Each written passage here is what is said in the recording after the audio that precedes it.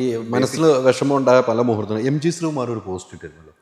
തീർച്ചയായിട്ടും M G Sreekumar എന്തിനാണ് അങ്ങനെ ചെയ്തതെന്ന് ചിന്തിച്ചു? നന്നായി ചിന്തിച്ചിട്ടുണ്ട്.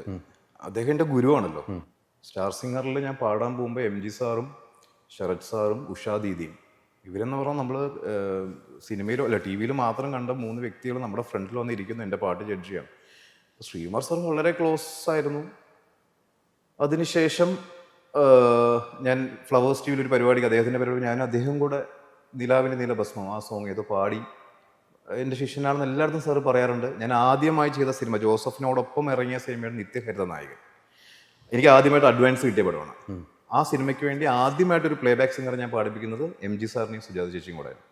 അപ്പോൾ സാർ എന്നിട്ട് പേയ്മെൻ്റ് ഒക്കെ പകുതി തിരിച്ചു കൊടുത്തു എൻ്റെ ശിഷ്യന് വേണ്ടി. ഞാൻ അതായത് എത്ര മതി എനിക്ക് എന്നൊക്കെ പറഞ്ഞിട്ട്. അപ്പോൾ അത്രയും സ്നേഹത്തോടെ ഇരുന്ന വ്യക്തിയാണ് അദ്ദേഹം. പോസ്റ്റ് അല്ലായിട്ട് അദ്ദേഹം ഒരു വീഡിയോ ചെയ്തു. അപ്പോൾ എനിക്കത് ഭയങ്കര വിഷമം കിട്ടുന്നു.